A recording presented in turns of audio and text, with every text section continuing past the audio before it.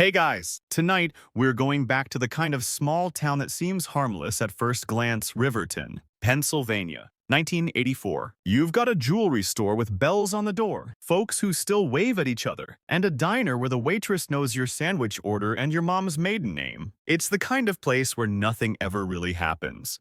Until it does. Emily Brooks was 22, kind-hearted, worked retail, and had just enough soft-spoken charm that even difficult customers melted under her smile. One December afternoon, just as the wind picked up and that sharp early winter light hit the sidewalks, she clocked out for lunch. She left behind a half-polished display case and promises to return within the hour. She never came back. So, before you get comfortable, take a moment to like the video and subscribe, but only if you genuinely enjoy what I do here. And hey, let me know in the comments, where are you watching from? And what time is it there right now? Now, dim the lights, maybe turn on a fan for that soft background hum, and let's ease into tonight's journey together. You follow Emily as she leaves the store. She's got her purse, gloves, and a thermos she doesn't actually like, but keeps because it was a gift. She walks briskly to the local First National Bank. There's a faint crunch of icy salt under her shoes, the kind they scatter just before a storm hits. She withdraws a small amount of cash, maybe for holiday shopping, maybe just lunch. She smiles at the teller, someone she knows from church. There's nothing unusual, nothing dramatic. Historians still argue whether small-town safety in the 1980s was ever real, or just imagined by those who hadn't lost something yet. Because here's the thing. Once Emily walks out of that bank and rounds the corner toward the shopping plaza, she's gone. Not screaming, not running, just gone. No one saw her abducted. No one remembers anything strange. It was broad daylight. No suspicious vehicles. No shattered glass or frantic calls. In fact, when she didn't come back from lunch, her coworkers assumed she'd had to handle an emergency, a sick relative, a husband's flat tire, something logical. But when Michael, her husband, who worked the early shift at the mill, came home and found the house dark, uneaten food in the fridge, and her coat missing, the logic stopped. He called her coworkers, her mother, her best friend, nothing. And by 9:00, that quiet little town buzzed with something colder than winter. Police started with the usual checklist. Did she run away? Was she having an affair? Any signs of depression? Drugs? Secrets? The answers were all frustratingly normal. Emily didn't drink. She wasn't seeing anyone else. Her car was still missing. So was she. On the third day, a park ranger discovered a muted glint of metal near the edge of the Delaware River, an old Ford sedan. Keys still in the ignition. Inside, a brown paper bag held half a tuna sandwich, a bruised apple, and a napkin. She'd written, "Don't forget stamps on." The radio was still softly playing a Hall & Oates song. Weird, right? A few yards away, just beyond the tall reeds, her body floated in the shallow water. Her wrists had been tied with twine, not duct tape, not rope, just simple, old-fashioned garden twine, the kind you might find in a garage drawer next to rusty nails and a half-used roll of masking tape. Her coat was off. Her shoes were missing, but she hadn't been assaulted, at least not in the way investigators had expected. The autopsy ruled her cause of death, drowning, but no water was found in her stomach, which suggested she hadn't inhaled water naturally.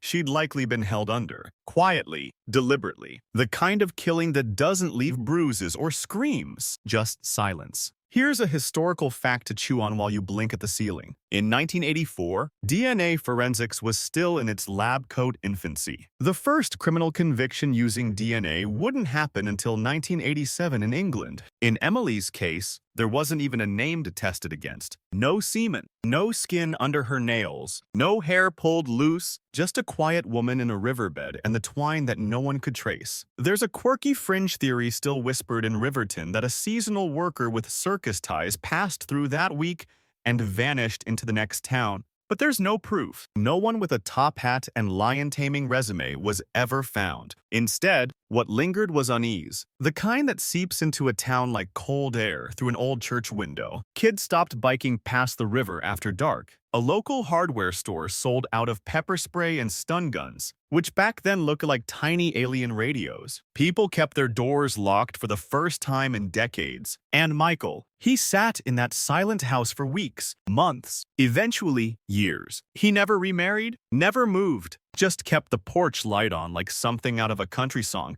that hurts more than it should. There was a candlelight vigil. There were 3 newspaper articles, a small plaque by the riverside bench, but after that, nothing. You glance out your window now, don't you? Just to check. Just to make sure your car's still there. That no one's watching from the trees. And hey, maybe pull your keys out of the ignition next time you stop for lunch. Just in case. You sit with the image a little longer than you meant to Emily's half-eaten sandwich. The hum of the radio still playing in her empty car. It's the sort of detail that crawls into your head and just stays there. Because it wasn't dramatic. It wasn't loud. It was a quiet ending to a quiet life. And somehow, that makes it worse. The scene near the river didn't look like a crime scene should. No blood, no torn clothing, no broken branches or struggle marks, just frozen mud, trampled reeds, and the faint, icy current of the Delaware whispering past a girl who would never get to grow old. Her wrists were bound, but gently, almost politely. The twine didn't cut deep into her skin, and investigators wondered, was it tied after she died? Was it symbolic, ritualistic, or was it just the killer's way of buying time,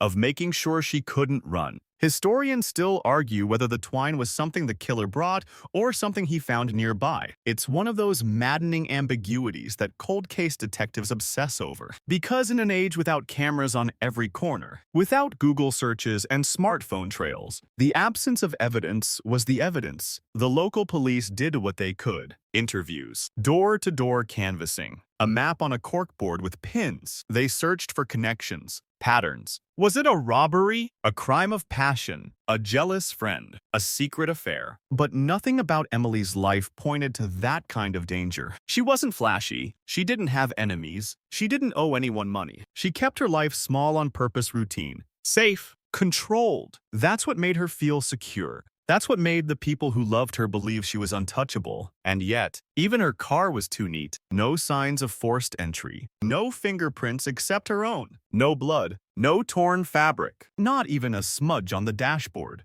Whoever got in there, if anyone even did, left behind nothing. There's a historical note for you. In the early 1980s, Pennsylvania's crime scene protocol wasn't exactly cutting edge. Most officers weren't trained in forensic preservation. Contamination was common. Officers often walked through scenes without gloves, touched things out of habit. Emily's case was no exception. By the end of the first week, the case started slipping first from the headlines. Then, from conversation, her coworkers returned to work. The missing posters started curling at the edges, and even Michael had to go back to his job at the mill eventually. That's the cruel rhythm of loss. It doesn't pause the world, it just leaves you behind while everyone else keeps moving. The worst part, there was no motive, no note, no pattern. The kind of case that left even seasoned detectives uneasy. Because if this could happen to someone like Emily, someone careful, someone good, then maybe it could happen to anyone.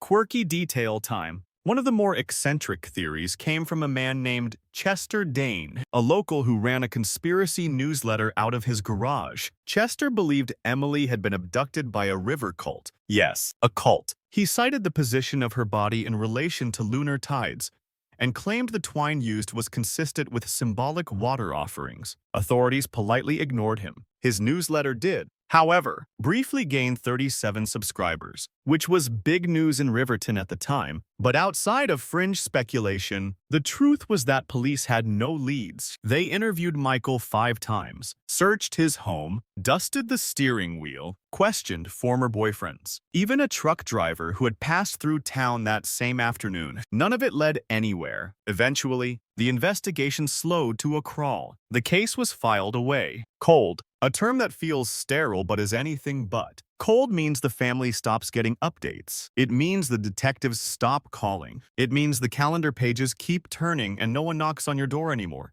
to offer condolences and not to offer answers. By 1990, the only people still talking about Emily were her family, a few friends, and the occasional true crime hobbyist combing through microfilm archives and libraries that smelled like mildew and regret. Every few years, a new detective would pick up the file. They'd read through the notes, circle a few details, try to chase down something missed, but it always ended the same way. Too much time had passed. Witnesses moved, records were lost, memory faded. There's a quiet sort of violence in that, the way time itself becomes an accomplice. Still, Michael kept her photo in the window, one of those little frame shots with a smile too big for the frame. And every Christmas, he placed a wreath by the river where they found her. He never remarried, never stopped hoping. And then, nearly 30 years later, something finally shifted. In 2016, Riverton's cold case files were quietly transferred to a new regional unit.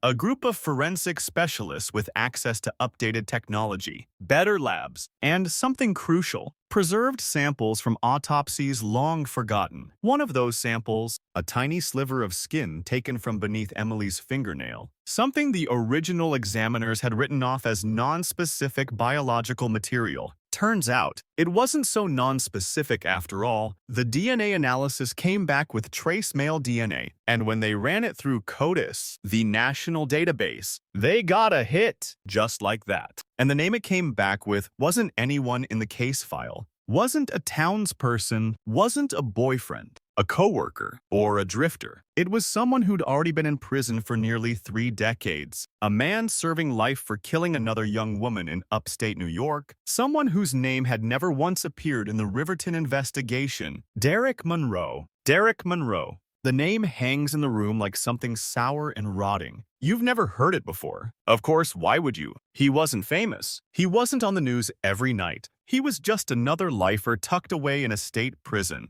cataloged and mostly forgotten. Until now, the thing about Monroe is this. He didn't look like a monster. You pull up his mugshot, and you don't see a shadowy figure with a crazed expression.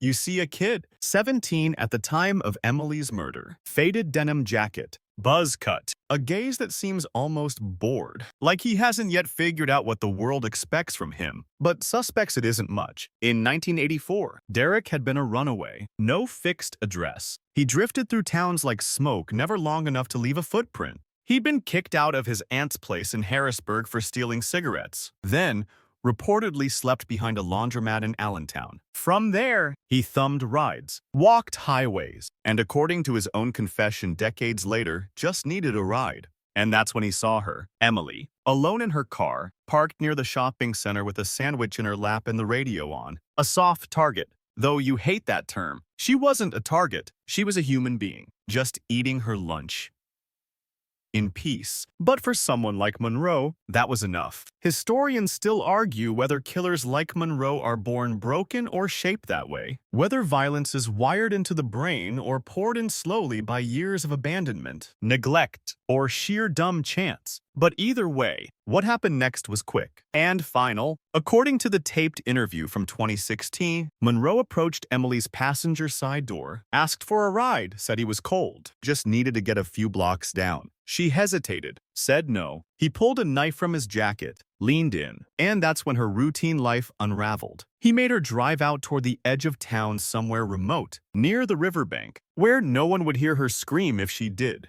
But she didn't. She stayed calm. He told investigators later that she looked scared but didn't beg. That detail, it still haunts people because it says something about who she was. Brave, even in terror. He tied her wrists with twine from the back seat.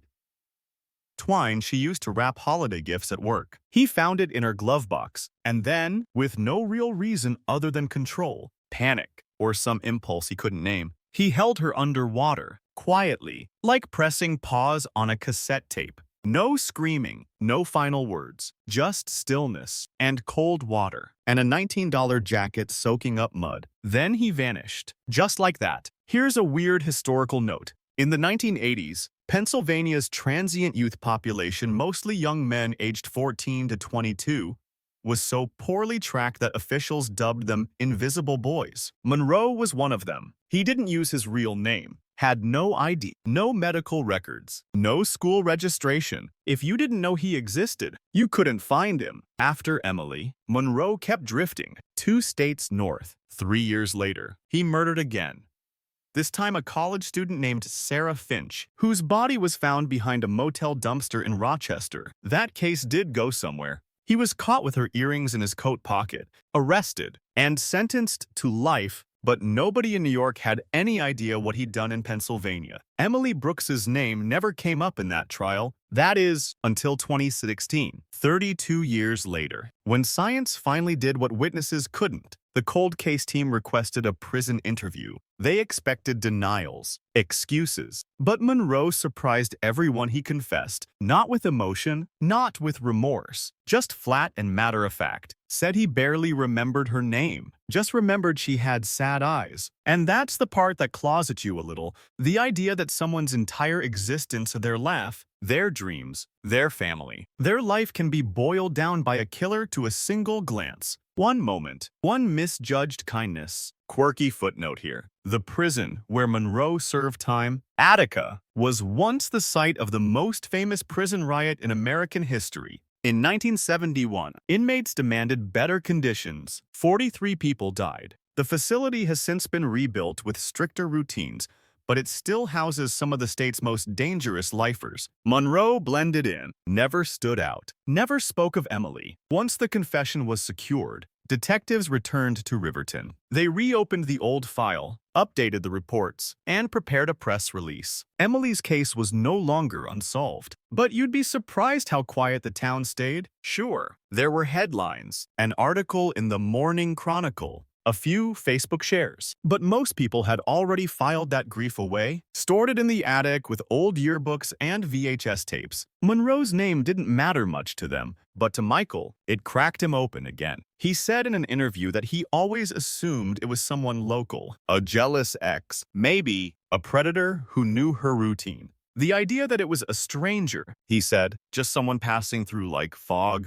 that hurt more. And maybe that's the real lesson here. Not just that monsters can blend in, but that sometimes there's no warning, no pattern, just randomness, tragedy, and 32 years of waiting for one trace of skin to whisper the truth. You can almost hear the river again, can't you? Still flowing, still cold, still keeping secrets. You'd think a solved murder would bring peace, but peace is never tidy. It doesn't arrive like a neatly folded apology, especially not in Riverton, where folks had built 30 years of stories around Emily's disappearance stories that made more sense than the truth ever could. Because what do you do with the knowledge that your neighbor's killer wasn't a lurking monster, but a stranger you never saw coming? A teenage drifter who walked through town like wind and left death in his wake. The reawakening of the case rippled through the town in strange ways. Mrs. Halloway, who used to manage the jewelry shop, came out of retirement and gave a televised interview for the local affiliate. She held back tears, then admitted almost guiltily that she hadn't thought about Emily in years. And that's the awkward part, right? Time doesn't stop for tragedy. The town had moved on. Kids had grown up. Businesses had changed hands. The parking lot where Emily's car was found, it's now a Dollar General with cracked pavement and a flickering sign. There's a phrase detectives often use when cold cases get solved. Justice delayed is justice denied. But in Emily's case, the justice wasn't denied, it just aged like a bruised apple left too long in a lunch bag. Still there, still real, just not fresh. Historians still argue whether cold case resolutions offer true closure or simply reopen wounds that scarred over wrong. In Riverton, people didn't line the streets for a memorial. There was no parade of closure, just a new plaque beside the old one. A few minutes of coverage on a regional podcast, and a sudden, awkward silence that settled over the town again. And yet, beneath that silence, something shifted. Detective Teresa Vale, head of the cold case unit, started combing through other files, wondering if more forgotten evidence might still whisper names. Her team had resources the original department could only dream of. The kind of tech that could scan degraded tissue samples for partial DNA, analyze decade-old soil for skin oils, and reconstruct voice patterns from degraded tapes. One day, she said during a seminar, "Sometimes the past isn't dead. It's just badly labeled." The new tech wasn't magic. It couldn't bring back what was gone.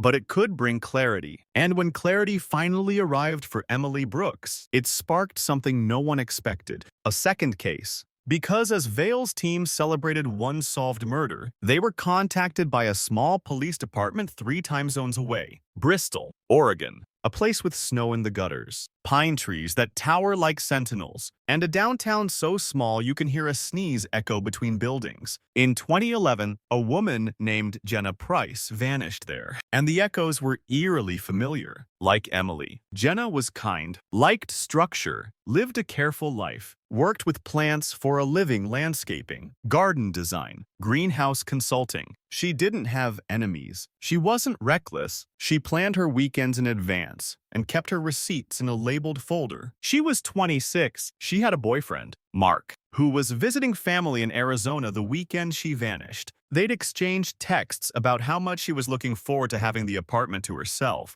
Jenna had picked up cider, a frozen pizza, and a copy of Better Homes and Gardens from the grocery store. Security footage shows her in the checkout line, wearing a mustard yellow coat, smiling politely. Then she walked home. She never made it. The next morning, her friend Katie came by with coffee, planning to hang out. She found Jenna's apartment door unlocked. The lights were off. The cider was still on the counter, sweating under the morning sun. Her phone, wallet, and coat were neatly stacked by the couch. No signs of struggle, no broken glass, no forced entry, just absence. Quirky footnote. Jenna's cat, Nutmeg, was hiding under the bed. Normally social, he refused to come out for 2 days and growled at everyone who entered the apartment. You'll find that detail in the original police report, under the heading, Pet Behavior, Aggressive, Possibly Traumatized. Historians may never fully agree on how much animals truly perceive, but in this case, Nutmeg knew something.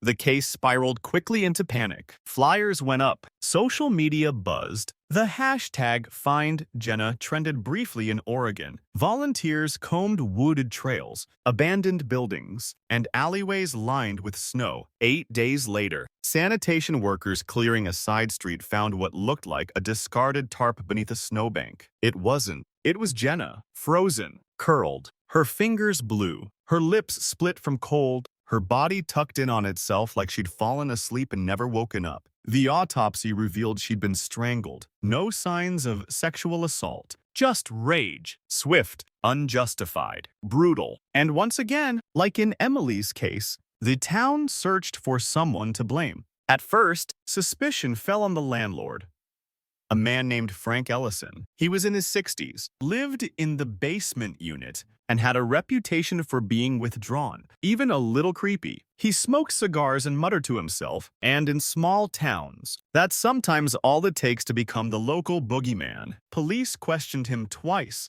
searched his unit, found nothing. Then the case stalled, just like Emily's. It cooled. People whispered theories. Jenna's name faded from Facebook posts. The frozen pizza in her fridge expired. And Mark, the boyfriend, he moved to Colorado the next year and stopped returning calls from reporters. Another quiet town, another kind-hearted woman, another nightmare without warning. And somewhere nearby, her killer was still walking free. You try not to think about the details, but they linger. Jenna's yellow coat folded neatly by the door, her cider still sweating on the counter. Nutmeg the cat crouched under the bed, eyes wide, tail twitching. It's all too still, too orderly, like the world just paused in the middle of a sentence and never picked up where it left off. And the worst part? It looked like she'd just stepped out. No sign of violence inside the apartment. No blood, no overturned furniture, nothing that screamed crime scene. But you know better now, don't you? Sometimes evil doesn't knock things over. Sometimes it just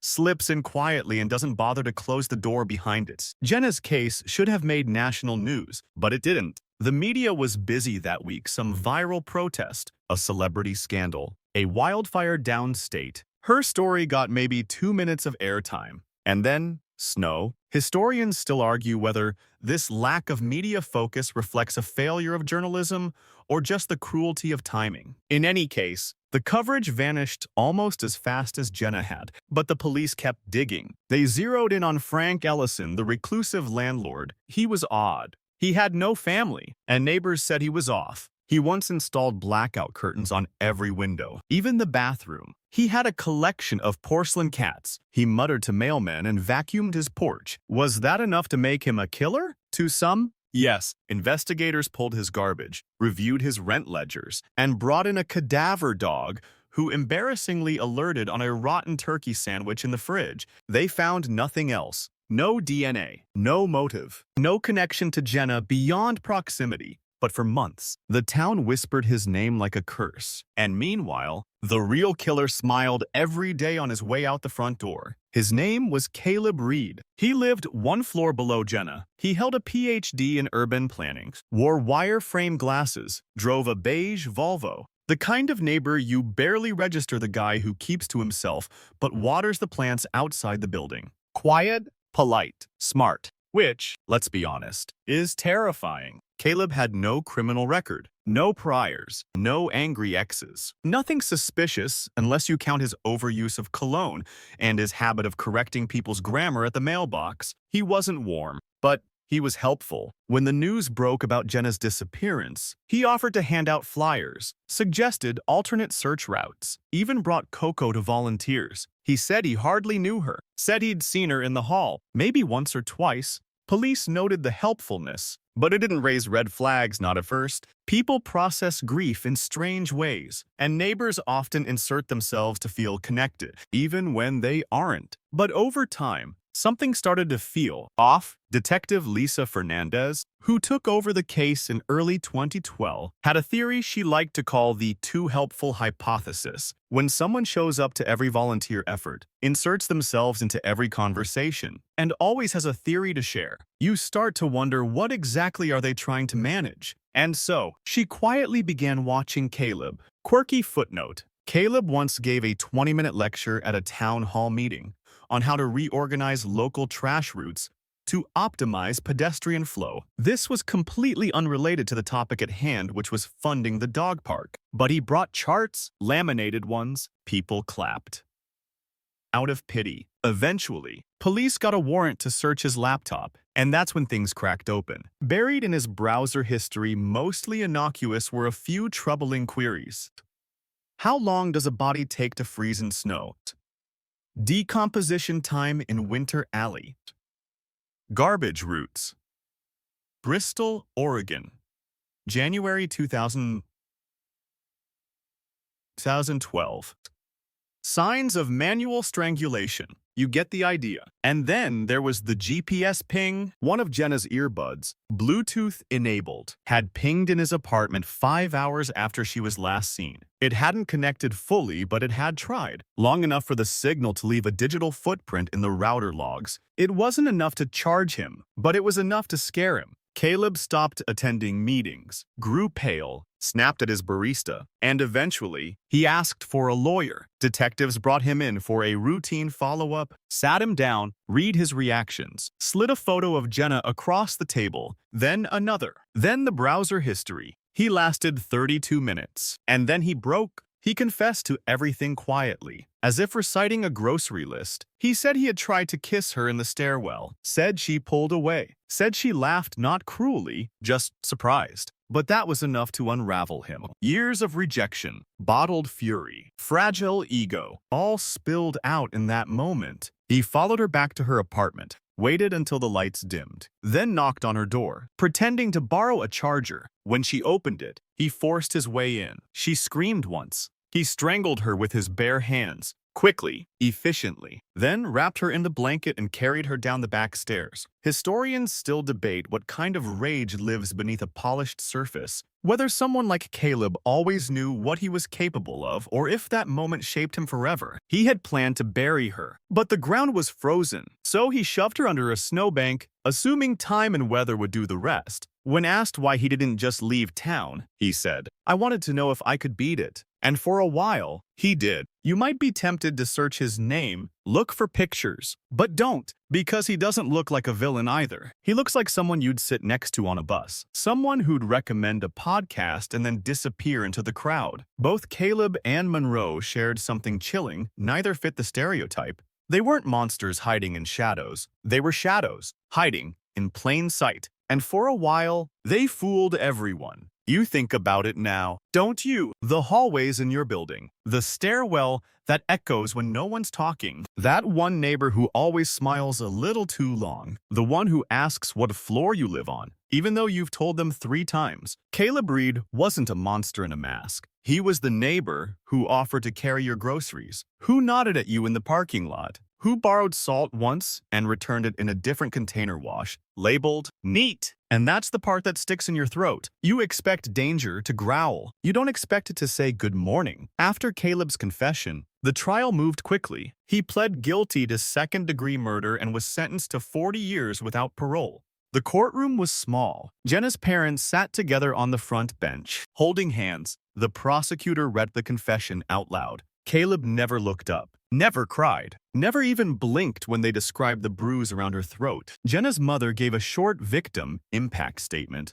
Her voice barely wavered when she said, "We thought it was the landlord. We were wrong." And then it was over. Caleb went to prison, and the town of Bristol, just like Riverton before it, exhaled for the first time in years. Here's a historical twist for you. In the 1960s, it was common for landlords to live in the same buildings they managed. By the 2000s, that model was dying out. Insurance premiums, privacy concerns, zoning changes. But in towns like Bristol, it lingered longer than expected. That's why suspicion fell so easily on Frank Ellison. He fit the narrative. Caleb, meanwhile, rewrote it. But if the world was surprised by his arrest, the forensic community wasn't. In fact, they were beginning to recognize a pattern. Detective Teresa Vale, remember her from the cold case unit? She was already reviewing Jenna's case when Caleb confessed, and something about it made her pause. 2 women, kind, independent, killed in moments of sudden, irrational male rage, their bodies hidden with chilling indifference, and both perpetrators had inserted themselves into the aftermath. Monroe by silence, Caleb by smothering attention. Historians still argue whether these killers were organized, as older profiling models would suggest, or something far more dangerous, adaptable, emotionally flat, calculated, reactive when cornered, but otherwise socially invisible. Vale brought together a team of criminal behavior analysts, forensic linguists, and cold case archivists. They pored over both files, side by side, looking for connective tissue. What they found wasn't direct links.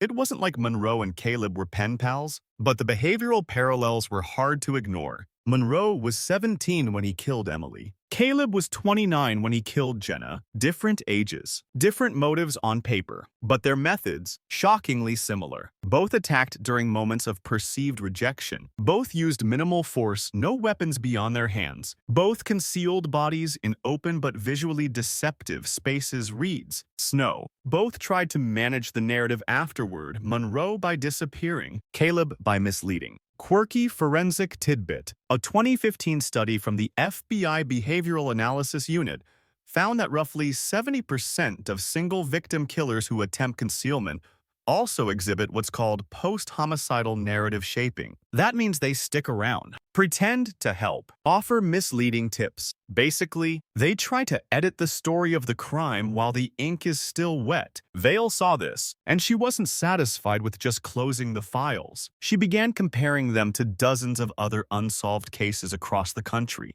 looking for what she called emotional symmetry. Not just the how, but the why, or at least the moments when why became irrelevant to the killer. You feel it too, don't you? That cold thread tying these stories together. 2 women on 2 coasts, separated by decades. No link except for the brutal randomness of who crossed their path that night. And maybe that's the worst kind of evil. Not the kind you can prepare for, not the kind you can guard against, but the kind that lives next door, the kind that buys the same cereal as you, the kind that tells you to get home safe, and means none of it. By the end of 2017, both Riverton and Bristol had some form of closure. New plaques, new candlelight vigils, but the pain remained. Michael Brooks, Emily's husband, was interviewed again, now in his 50s, grayer, slower, still living in the same house. When asked if the confession gave him peace, he said, "It gave me truth. Peace is something else." And Katie, Jenna's best friend,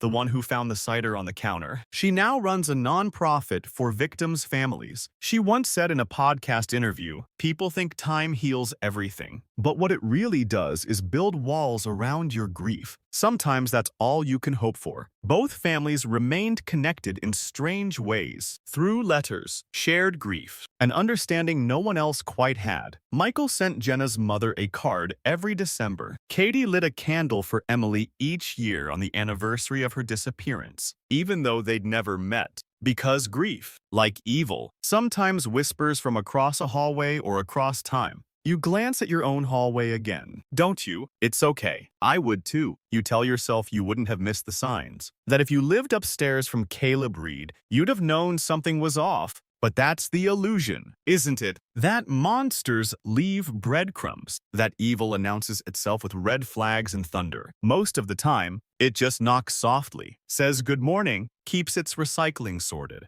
In the years following both convictions, the cases were studied, dissected, debated. Forensic conferences referenced them in panels about behavioral drift. Professors used them as teaching tools for criminology students. Podcasts covered them with titles like The Neighbor Below and Lunch Break Vanishings. They trended for a moment, those two names. Emily Brooks and Jenna Price before fading again beneath the churn of newer tragedies. But inside the cold case unit, Teresa Vale wasn't done. She had questions that statistics couldn't answer. She wanted to know how many other crimes were buried under bad assumptions. How many killers had escaped simply because no one looked in the right direction? One morning in 2018, she gathered her team and presented a new initiative. She called it echo mapping. It wasn't a formal technique, not yet, but the idea was simple. Plot known solved cases alongside cold ones that shared emotional and situational traits, not just logistics. Same kind of victims, same moments of vulnerability, same silence afterward.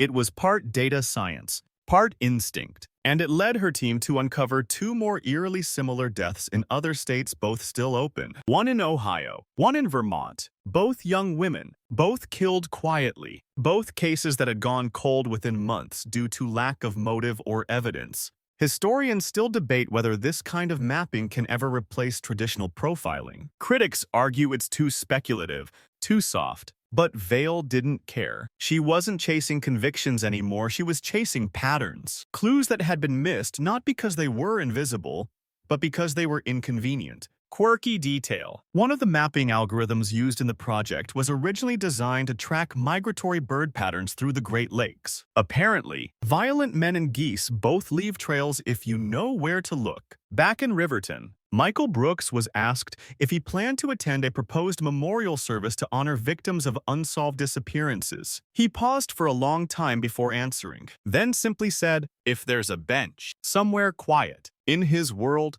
grief had become a companion, not welcome, not friendly, but familiar. He didn't need candles or songs. He just needed space to sit with her memory. Somewhere near water, maybe somewhere with reeds. In Bristol, Katie launched a lecture series at local high schools, not about murder but about boundaries, consent, emotional safety. If someone makes you uncomfortable, she told students, you don't owe them kindness, not even a little. That message, simple, sharp, was something Emily and Jenna had never been told. Because for so long, women were taught to smile politely, to avoid conflict, to be gentle even when afraid. Historians still argue whether that conditioning cost lives. And maybe that's the thing Vale's team couldn't map. The cultural wiring. The way some people, often women, are trained to lower their voices, to say yes even when they want to say no, to be afraid of hurting someone's feelings more than protecting their own safety. It was a hard truth to sit with, harder still to explain to families who asked why it took decades for someone to see what was in front of them. You think again of Jenna's frozen body beneath the snow, of Emily's unfinished lunch in her passenger seat, of the twine, of the untouched pizza, of all the things they left behind that didn't make sense at the time. And then you think of the killers, how easily they slid back into their routines, how casually they watched the search parties, how well they pretended to be people. There's a theory in forensic psychology about the mask of normalcy, a term coined in the late 20th century to describe how certain offenders pass effortlessly through life by mimicking emotional cues without truly feeling them. Not quite sociopathy, not quite mimicry, something colder. Caleb had that mask. So did Monroe. One smiled, one stayed silent. Both killed when things didn't go their way, and both assumed no one would ever see through them. But eventually, someone did. Vale's unit expanded. Grants came in. Other states adopted echo mapping. And slowly, quietly, the number of reopened cases began to grow. Not all were solved, but some were, and even when they weren't, the families had something they hadn't had before: attention. Proof that their pain hadn't been shelved permanently. You might be wondering why this matters, why we keep retelling stories that ended long ago. But it's because the ending isn't the whole story. It's the after, the ripple, the ghost of what should have been, the lives that stretched forward anyway. Emily never got to be 30. Jenna never moved out of that apartment. But their stories moved others, changed laws, shifted how silence is read. And for the people who still light candles every year, still write letters to the dead, still pause when they pass a certain parking lot or snowbank, that's something. You feel the weight of that now, don't you? Yeah, me too. You're probably thinking, how do you move forward after that? You don't. Not really. You adjust. You carry the weight differently. You learn how to live with the shadow. By 2019, both Riverton and Bristol had settled into their new identities, not as idyllic, sleepy towns, but as places where something unthinkable once happened. They weren't defined by tragedy, not entirely, but the echoes lingered. The hardware store in Riverton still stocked pepper spray by the register. Years after Monroe's name hit the papers, in Bristol, a new landlord took over Jenna's building, installed better locks, and replaced the carpet in the stairwell, not because he had to, but because he couldn't stand the silence in there. Sometimes, moving on is just a list of small, quiet upgrades. Teresa Vale kept working. Of course, she wasn't the type to leave threads loose. Her team had developed an internal protocol for reviewing cold cases based on emotional irregularity. Their phrase for cases that lacked motive, logic, or meaningful leads. The ones where the crime didn't make sense, those were the ones she wanted. And slowly, something started to change. Calls came in from other jurisdictions. Retired officers mailed in old case files with notes like, "This one's always bothered me." Family members wrote letters, some typed, some handwritten in shaky ink asking her to look at sisters, daughters, mothers who had vanished into the cracks between paperwork and decades. Historians still argue whether cold case revival efforts bring comfort or just reopen wounds. Whether pulling a file from 1985 and holding it under fluorescent lights in 2020 is justice, or just cruelty in a lab coat. But Vale believed in one simple thing. No one deserved to be forgotten just because time passed. That philosophy led her team to a small case from 1991, unsolved. A woman named Andrea Keller, age 25, found dead beside a bike trail in western Massachusetts. Strangled, no witnesses. Her Walkman was still playing. It had been raining. The case had gone cold in 6 weeks. The original file was thin. No suspects, no motive. Andrea didn't have enemies, lived alone. Taught piano. Car was locked. No signs of robbery or sexual assault. Sound familiar? Vale circled one line in the file and underlined it 3 times. Victim last seen withdrawing cash at ATM on Oak Street. It wasn't a lead. Not yet. But it felt like something. She cross-referenced Andrea's timeline with known offenders. Monroe was in a halfway house in upstate New York at the time, less than 2 hours from the trail. There wasn't enough for a conviction, but it raised questions. And Vale, she liked questions. Quirky forensic tidbit. In the early 90s, ATM cameras were still grainy black and white analog systems. They didn't record to a hard drive. They recorded to VHS, and most banks reused the tapes every 48 hours. But, and here's the twist, a manager at that Massachusetts bank had taken the unusual step of archiving high-incident nights, just in case of fraud. That night's tape, still in a dusty cabinet. The footage didn't show the crime, but it showed Monroe, identified later by his prison intake photos, standing across the street, smoking, watching the ATM, watching Andrea. It was enough to open a new investigation. Eventually, Monroe was re-interviewed in prison. He denied it, said it wasn't him, that the date was wrong, that he didn't even like Massachusetts. But under pressure, his story frayed. He said he might have been in town. Maybe he didn't remember. For a man serving life, you'd think another body wouldn't matter, but it did. Because adding another confirmed victim didn't just extend his time, it changed how the courts saw him. It meant he'd never qualify for any appeal, no matter what legal rabbit hole his lawyer might someday try to crawl through. And for Andrea's family, it gave them a name. It didn't bring her back, but it turned her from a question mark into a period. There's something deeply human about that, about needing a sentence to end before you can put the book down. Michael Brooks understood. He wrote a letter to Andrea's parents that year, said he hoped it helped, said he knew it didn't. And still, year after year, people lit candles. One for Emily, one for Jenna, one for Andrea, and dozens more for the women whose names hadn't made it into podcasts, newspapers, or late-night conversations. Vale once said in an interview, "Sometimes justice isn't a gavel. It's a name on a stone, spelled right." You think about that now, don't you? The way stories shift over time, how a face on a flyer becomes a face in a photo frame, then a name in a file, then just an absence. Unless someone keeps saying it, writing it, reading it out loud. That's what this story is too, a way to keep names alive, to remind you that evil isn't always loud. It's often quiet, ordinary, unremarkable, until it isn't. So the next time you pass someone on the stairs, don't panic. Just remember, kindness is good. Caution is better. And if you've got a gut feeling that something doesn't sit right, you don't owe anyone an explanation, because the ones who stayed quiet, the ones who second-guessed themselves, they're the ones we light candles for now. The weather changes in these towns, but the stories don't. Snow falls in Bristol. The Delaware still flows past Riverton. And in a box somewhere dusty, quiet, with creased edges, Emily's and Jenna's case files sit side by side, scanned now, digitized, backed up to the cloud. But they still carry the weight of the original paper. You imagine flipping through them,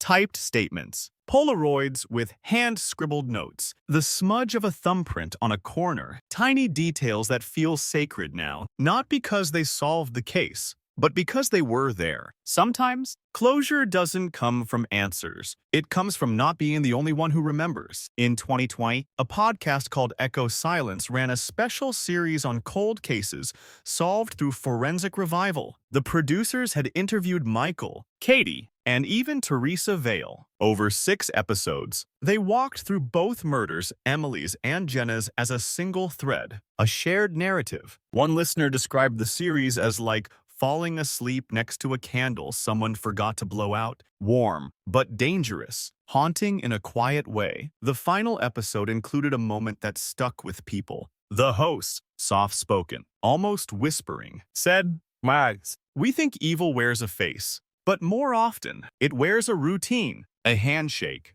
a neighbor's voice through a wall, and you remember that, don't you? Because we've all had that moment, walking home at night, turning the key, hearing footsteps behind you, even if it's just your imagination. A flicker of dread that disappears the second you lock the door. But for Emily and Jenna, it wasn't imagination. It was real. Caleb had a PhD. Monroe was a teenager looking for a cigarette. No connection, no shared history. And yet, they belong to the same terrifying category. Men who reacted to rejection with violence, who mistook silence for consent, who assumed they were owed something. And when they didn't get it, they took everything. Historians still argue whether our justice system is designed to catch men like that, or simply to punish them after the damage is done.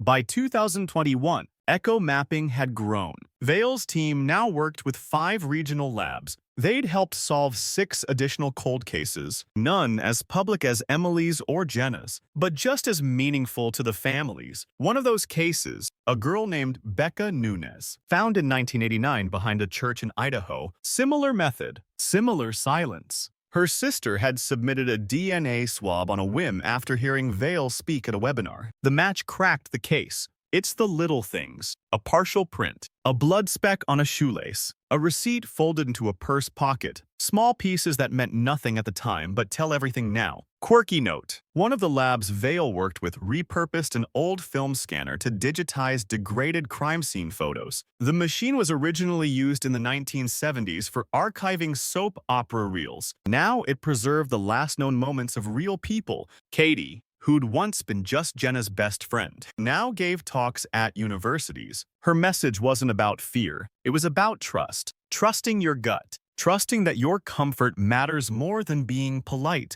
Trusting that you can say no, and it should be enough. She told a class once, Jenna wasn't naive. She wasn't weak. She was just nice. And nice doesn't stop murder. That quote ended up on posters. It made some people uncomfortable, but sometimes the truth does. Meanwhile, Michael continued his quiet rituals. He visited Emily's gravesite every year, planted a single white daffodil beside the stone. Never.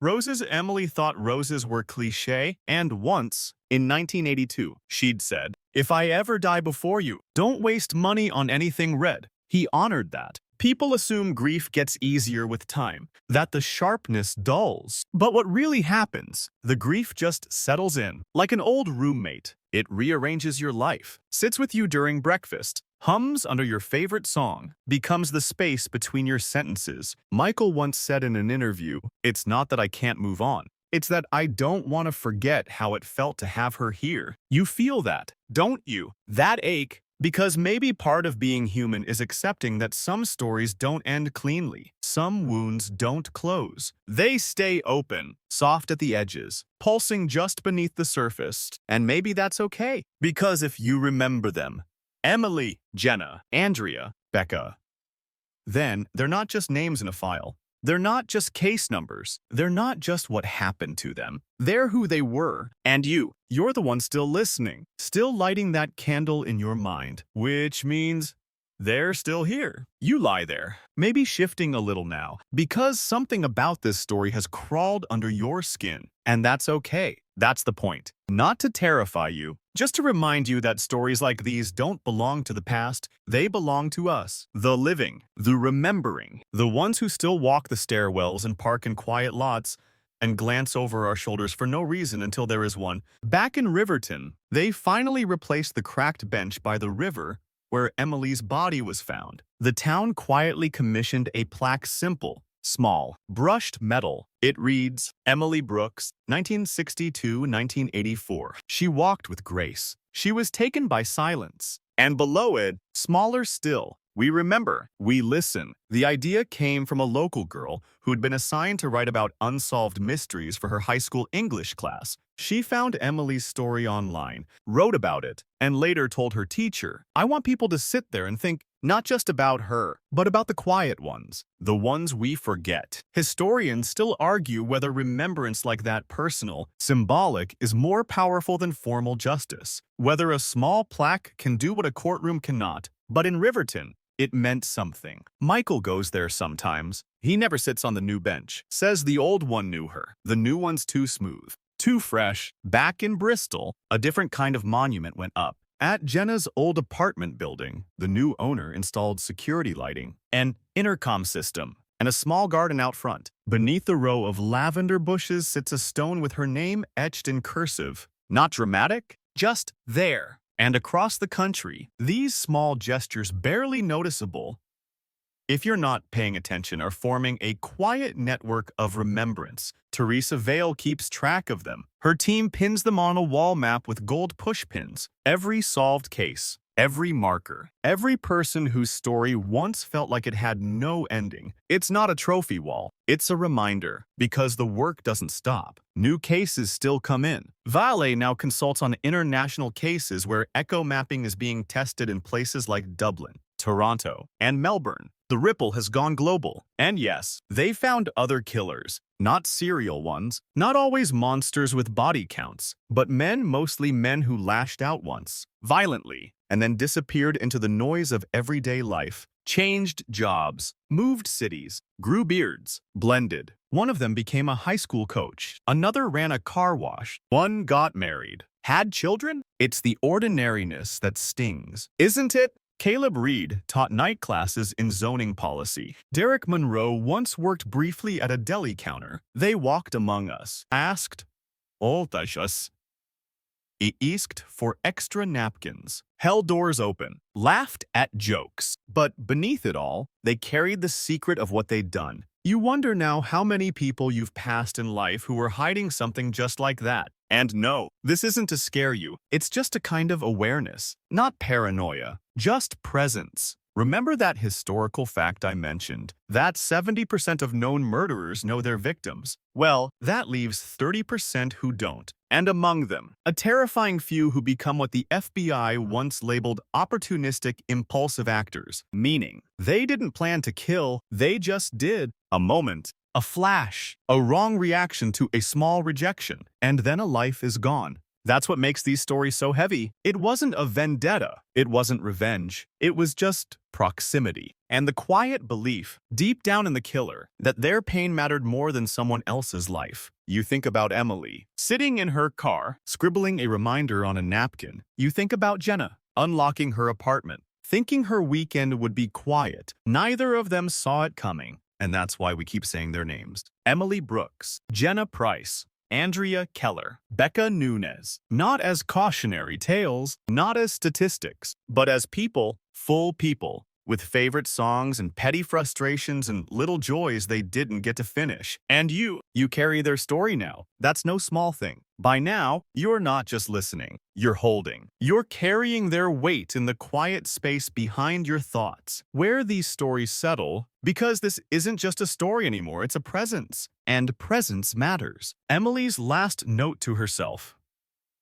Don't forget, stamps still exists. Michael kept it, framed it, hung it in the hallway near the front door. The ink faded to a pale gray, the corner torn where she folded it without thinking. It's not poetic. It's not profound, but it was hers. A mundane sentence that became a monument. Jenna's last known act was putting cider in the fridge. One bottle, chilled, but not opened. When Katie entered the apartment and found it still there, untouched, she knew something was wrong before she even looked around. It wasn't just the silence. She said later, it was how normal everything was. Like she was about to walk back in any second. That's the cruelty of sudden loss. It doesn't announce itself with grand gestures. It just leaves behind unfinished lives, dinners half-prepped, clothes still warm from the dryer, pets waiting at the door. In 2022, Vale's team released a public-facing database, Project Quiet Echo. Its goal wasn't to sensationalize, it was to connect. Families of cold case victims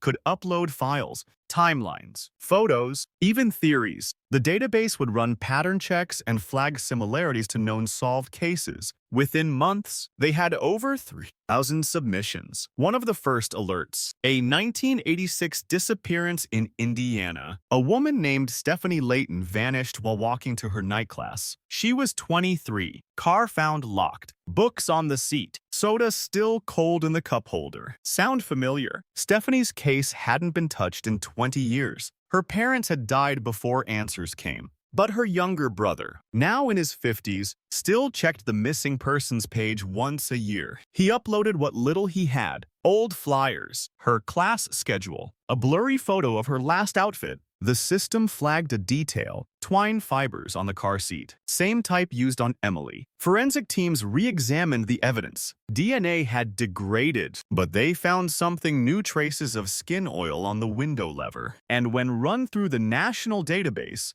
Derek Monroe. Again, historians still debate how many victims Monroe may have left behind. Some argue 5, others say more. He never admitted to Stephanie, claimed he'd never been to Indiana. But the science disagreed, and that was enough. One more family got a name, one more candle lit, one more plaque etched into stone. You'd think Vale would have celebrated. She didn't. She called it a course correction. Not justice, not resolution, just catching up to the truth that had always been there. Quirky detail. The software used in Quiet Echo was built from a modified genealogy tracing algorithm originally meant for mapping family trees. The idea that stories like people are related, even if they don't realize it. That's how it feels now, doesn't it? Like all these stories are cousins, connected by mood, by method, by that eerie sense that something just wasn't right, long before anyone could prove it. You think about how often we dismiss those gut feelings, how many times we tell ourselves not to be rude, not to overreact, not to assume the worst. But if Emily had trusted her instinct that day, if Jenna hadn't opened her door, if Stephanie had skipped class, would it have made a difference? We'll never know. But we can listen differently now. Katie teaches that in her workshops. She says, trust is earned. Fear doesn't need a reason. If someone makes you feel unsafe, that's all the reason you need. You hear that? And something shifts. Because maybe that voice in the back of your head isn't overreacting. Maybe it's the echo of stories like these, nudging you to listen. Michael once said that grief is like living with radio static. It's always there, just low. Then some days it spikes, like someone turned the dial. For him, the dial always spikes around lunchtime. That's when he saw her last, eating in her car, smiling through the windshield, scribbling a note he'd never read. That image, clear as if it happened yesterday, plays on loop in his mind, and maybe in yours now too. Because we don't forget the ones who vanish mid-sentence. We wait, we remember, and sometimes, if we're lucky, we finish the story. You blink now, probably slower than before. Maybe you've shifted the blanket. Maybe the hum of your room has grown more noticeable. Quieter stories tend to turn up the volume on everything else.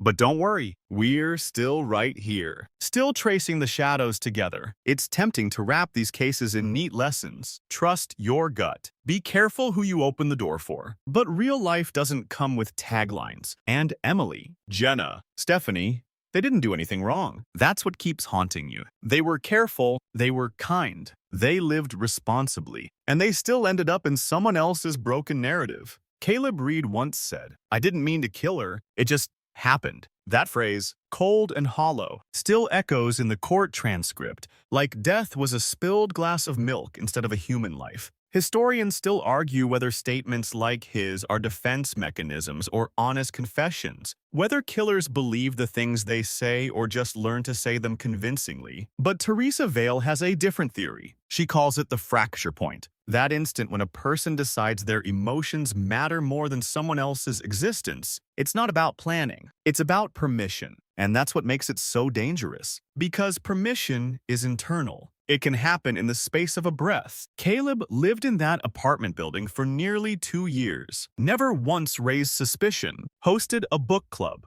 Played classical music. Had an aloe plant on the windowsill. And then, in one terrible moment, something broke. When he spoke at his sentencing hearing, his only public statement, he said, "I didn't plan it. I didn't even think. I just felt small. And I made her smaller." Jenna's mother left the courtroom before he finished. She said later, "There's no apology big enough to fill that kind of hole." Katie agreed, but still, she listened so she could understand the way harm justifies itself. Because if we can understand that maybe, just maybe, we can prevent the next fracture point. Quirky footnote. Vale once consulted on a case involving a man who claimed he committed a robbery after seeing a particular movie. It sparked an academic debate about cinematic influence on real-world crime. Turns out, it wasn't the movie. It was the permission the character gave him to feel less alone in his rage. Back in Riverton, Michael continues his routine. Every year on the anniversary, he writes Emily a letter, longhand, on real paper. He doesn't say where he sends them, if anywhere. He just folds them neatly and places them in a shoebox under the bed. The letters aren't about grief anymore. They're updates. He tells her what the river looked like that week, whether the neighbor's kid made the soccer team. He mentions Vale, says thank you once. He wrote,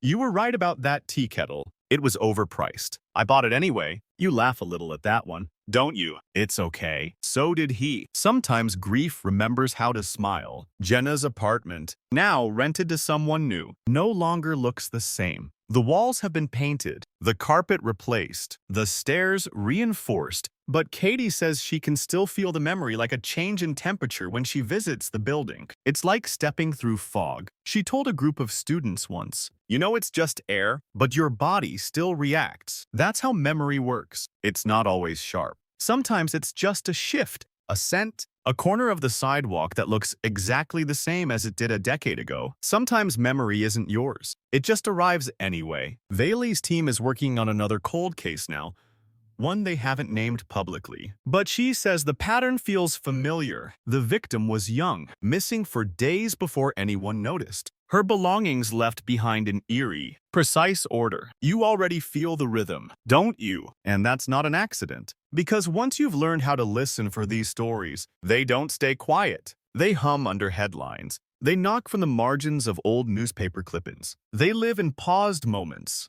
lunch breaks, solo walks, stairwells, and second thoughts. You don't need to be a detective to honor them. You just need to notice and keep noticing. That's how we change the ending. Not with justice alone, but with presence, with remembrance, with knowing that kindness should never be a risk, that no one should have to vanish for us to take safety seriously. That silence isn't always peaceful, it's just what's left behind when a voice gets taken too soon. So tonight, maybe you light a candle, maybe you don't, but you remember. You remember the cider on the counter, the scribbled note, the frozen pizza, the porch light left on too long. You remember their names. You remember that you're still here, and that matters more than you know. You've probably noticed it by now the way these stories don't wrap up neatly. No grand finale, no villainous monologue, or perfectly timed confession that satisfies the ache. What we're left with isn't drama, it's residue. The kind that lingers on doorknobs, in voicemail greetings, in lunch orders that were never picked up. Emily's case didn't end with a trial. It ended with an inmate scribbling a half-hearted confession in ballpoint pen across a sheet of state-issued paper. He never saw Michael, never said her name again, but her memory didn't stop at that page. And Jenna's story didn't end with Caleb's sentence. It continued in every safety seminar, every whispered warning in college dorms, every paused moment of hesitation when a neighbor knocks unexpectedly. Historians still argue whether society learns from these kinds of tragedies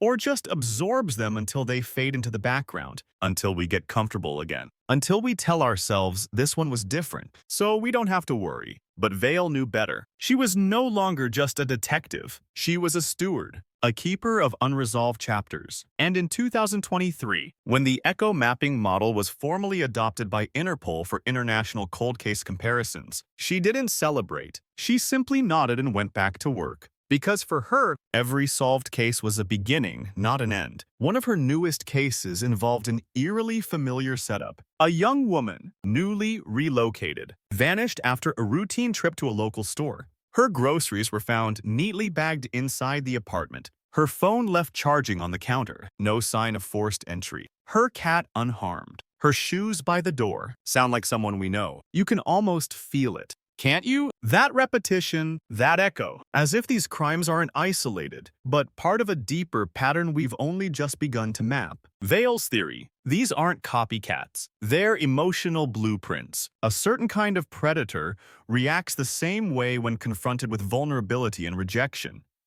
Not because they're coordinated, but because their inner frameworks are disturbingly similar. That's why she keeps pushing for forensic psychological profiling to evolve, not just to classify behaviors, but to predict fracture points. Quirky forensic note. One recent tool Vale's team uses is linguistic AI. It analyzes suspect interviews for sentence structures and tonal shifts linked to deception or guilt. It flagged Caleb's use of minimization phrases like "it just happened," and I didn't think as classic indicators of guilt masked by emotional detachment. You hear those same phrases on the news more often than you'd like to admit. Meanwhile, in the real world, people like Michael and Katie continue to live not in the shadow of tragedy, but in the glow of a memory. Michael started donating anonymously to a grief support hotline, never left a name, just signed each gift in memory of her laughter. Katie began working with city planners to make public transit safer for women, better lighting, silent alert systems, coded text lines. She said, "If we can design cities that keep pigeons off statues, we can design them to keep women alive." And maybe that's the most powerful form of justice, one that doesn't just punish after the fact, but prevents. You feel that shift in your chest, that slow, blooming warmth underneath the grief, because you're starting to understand something. These stories aren't meant to paralyze you with fear. They're meant to move you toward vigilance, toward empathy, toward change. Emily Brooks deserved to grow old. Jenna Price deserved a quiet weekend. Stephanie Layton deserved to finish her class. Becca Nunes deserved her church choir solo. And so do the ones we haven't found yet. That's why Vale still walks into the archive room every morning with her thermos and her stack of open files. Why she keeps a notebook full of almost cases that nearly broke open. Leads that almost made sense. Suspects who almost confessed. Because almost is just another word for unfinished. You think of the echoes now, not just the ones in this story, but the ones around you. The long hallway in your building, the bus stop near the edge of town, that person in the cafe who stares just a little too long. It's not about paranoia, it's about permission. You have the right to feel safe, to listen to your gut, to lock the door without apologizing, to tell someone no and not explain yourself. Emily never got to, Jenna never got to. Let's make sure someone else does. You're still here. That says something. Not everyone finishes stories like this. Some people click away, mute the screen, tell themselves it's too much before bed. But you stayed. And that means you're the kind of person who wants to understand not just what happened, but why it matters. By 2024, echo mapping had expanded into 7 countries. The technology kept improving. The algorithms got faster. But Vale always reminded her team of one thing. The numbers don't matter if we forget the names. So every week, during their Friday debrief, her staff read aloud one name from the unsolved archive. Just one. No case summary, no speculation, just the name, a moment of silence. You wouldn't think that kind of ritual matters, but it does, because names anchor us. They keep us from floating off into data. And each of those names, Stephanie, Becca, Jenna, Emily, is a reminder that justice isn't abstract, it's personal. In Bristol, a local college installed a plaque near the campus garden where Jenna once sketched designs for a community landscaping project. It reads simply, "She imagined safe spaces. We're building them." In Riverton, the Riverbank Trail was renamed Brooks Path. There's no plaque, just a subtle sign and a smooth gravel walk that winds along the water. Michael goes there sometimes, not to remember, but to listen. He says he likes how the water sounds different each season. Quirky local tradition. Each spring, no one knows who leaves a bouquet of white wildflowers on the path. Always on the same day, April 14th, Emily's birthday. The town doesn't talk about it, but they notice. It's those small, anonymous gestures that keep stories like hers alive. Meanwhile, Vale's latest team interns, analysts, data specialists started calling the cold case archive the quiet room. Not out of morbidity, but respect. It's a windowless space, climate-controlled, lined with thousands of files, and each file, someone's last known story. They don't speak while filing. That's the rule. You read, you record, you file, then you step back into the noise of the world a little slower than before. You might think that sounds heavy, but the interns say it's the most honest room in the building. Historians still argue whether society's obsession with true crime dulls our empathy, whether binging stories of murder turns victims into characters instead of people. But Vale doesn't fear that. She says the real danger is forgetting. Pretending silence equals peace. Silence, she says, is just what happens when the world stops asking questions. And you're asking them. Even now, somewhere between the creases of your thoughts, you're wondering, how many Jennas and Emilys do I pass by in headlines and never stop to read? How many cold cases are actually lukewarm? If someone just turned their head an inch. Michael once said something that landed like a stone in a pond. It's not closure I needed. It was recognition. I needed someone to say, yes, this mattered. So let's say it now, together, quietly, but clearly. Yes, this mattered. She mattered. They all did. And as long as we keep asking their names, their stories never really go cold. That's what Project Quiet Echo is really about, not solving every case, but refusing to let memory rot in filing cabinets, refusing to let time be the final verdict. You glance at your phone now. Maybe think of the messages you haven't answered, the people you meant to call, and that's okay. There's still time. But next time someone tells you a story, one that feels off, unfinished, maybe even uncomfortable, don't rush past it. Sit with it. Listen. Ask the extra question. Because silence, as you now know, isn't always empty. Sometimes it's just waiting for someone to hear it differently. Right now, you've walked the long road now, through empty rooms and riverbanks, snow-covered alleys, flickering porch lights, and courthouse benches that stayed cold. No matter how many people sat there, you've carried the silence with you, felt its weight shift as the story unfolded. And here we are, still with no final answers, just truth, just names. Emily Brooks, Jenna Price, Stephanie Layton, Becca Nunez. They weren't part of a pattern until someone paid attention, until someone like Vale said, "What if this wasn't random? What if we've been reading the story backward?" In 2025, Project Quiet Echo partnered with the National Library Archive to preserve the digital case files of all known victims whose murders had been solved more than 20 years after the fact. Not to celebrate justice, but to keep the memories alive, accessible, real. Because stories, if locked in basements or buried in databases, start to dissolve, you forget the details, the last songs they heard, the weather that day, the way a half-eaten sandwich can sit in a parked car for 3 days while the world forgets to wonder. In that archive, there's a section called the unfinished drawer. That's where the maybe victims go, the ones where they can't prove it yet. But something in the air feels too familiar. A girl in Arkansas,